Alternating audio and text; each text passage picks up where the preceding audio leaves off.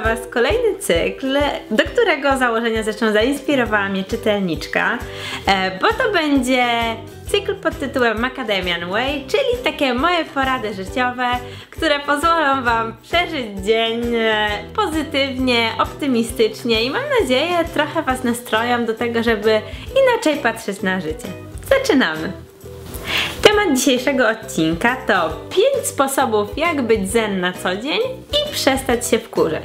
Czyli takie moje małe rady, jak przejść dzień, przeżyć dzień, po prostu będąc osobą zadowoloną, spokojną, takiej, której ciśnienie nie skacze co 5 minut.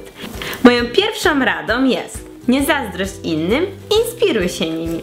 Czyli to, że ktoś osiągnął sukces, wcale nie znaczy, że przyszło mu to łatwo, albo to, że komuś coś przyszło łatwo, wcale nie znaczy, że tobie musi to przyjść tak samo łatwo. Polacy mają generalnie trochę tendencję do tego,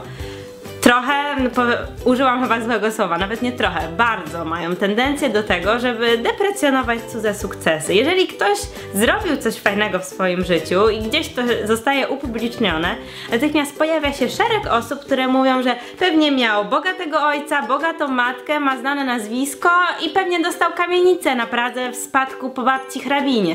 Tak to wygląda u nas. A jak to powinno wyglądać? Powinniśmy się cieszyć tym, że ktoś osiąga coś fajnego, inspirować się tym, że komuś się coś udało i zachęcać innych i siebie do działania.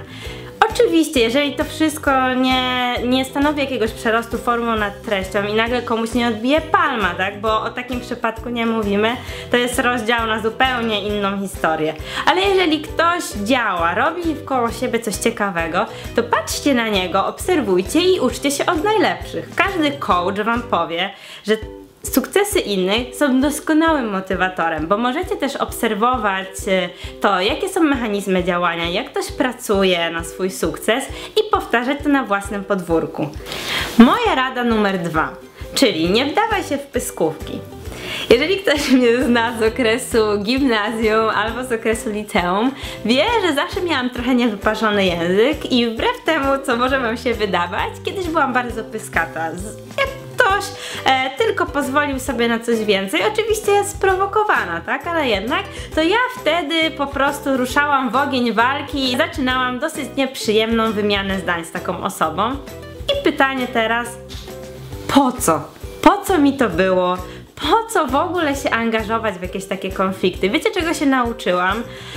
Że okej, jak ktoś na przykład idzie ulicą i obraża kogoś innego, to ja mu wtedy zwrócę uwagę, bo uważam, że od tego jesteśmy, żeby pilnować takich rzeczy. Natomiast jeżeli ktoś zamierza się przyczepić do jakiejś pierdoły, to i tak do tej pierdoły się przyczepi. I to, że ma zły dzień i akurat po prostu cały świat go wkurza, wcale nie znaczy, że musi wkurzyć też Was, tak? Rada numer 3.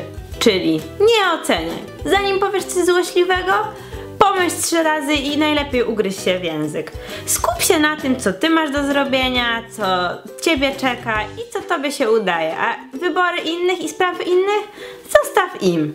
Taki klasyczny przykład, że gdzieś czasami powiedzenie czegoś głupiego, bezmyślnego może Cię bardzo wiele kosztować, nie mówiąc już o tym, że możesz sprawić komuś przykrość.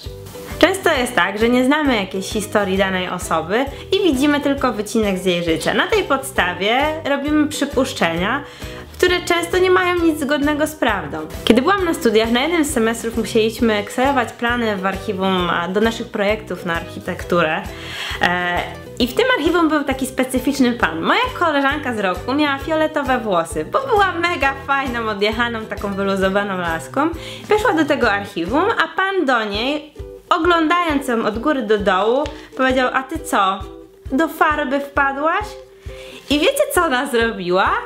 Kamienna twarz, to była historia mega, kamienna twarz i ona mówi: nie, wie pan co, mam białaczkę i mama kupiła mi perukę, żeby nie było mi smutno. Rozumiecie? Wiecie, jaką koleś miał minę? I to pokazuje, oczywiście ona nie była chora, tak? Tu nie chodzi o to, żeby gdzieś robić sobie zabawę z choroby. Natomiast to pokazuje, jak czasami na podstawie głupiej sytuacji możecie wyciągnąć równie głupie wnioski. Nie znacie ludzi, nie wiecie, jaka jest ich historia, więc lepiej ugryźć się w język i tego właśnie ten koleś się wtedy nauczył. A teraz moja naczelna rada numer 4. znajdzie zastosowanie zawsze, czyli nie dopasowuj się. To, że ktoś ma jakiś schemat, a ty nie pasujesz do jego wizji rzeczywistości, wcale nie znaczy, że to ty musisz się zmieniać. Może on po prostu musi zmienić lokalizację. Fajnie jest, jeżeli jesteście indywidualistami, jeżeli wiecie, czego chcecie od życia, albo jeżeli nie boicie się tego szukać i eksperymentować. Jeżeli komuś to nie pasuje, to jest to jego problem. I pamiętajcie, że wszyscy wielcy ludzie, którzy zrobili w życiu coś wyjątkowego, poczytajcie sobie historię ulubionych pisarzy, artystów, polityków, byli indywidualistami. Artyści to już w ogóle inna historia. Dlatego fajnie jest gdzieś tam wydobywać ze swojej osobowości to, co czyni was wyjątkowym. I nie bójcie się do tego wyrażać zarówno ubiorem, swoimi zainteresowaniami, jak i wieloma rzeczami. Bądźcie po prostu sobą w każdej sytuacji. Na finisz rada numer 5, czyli wyciągnij pierwszy rękę.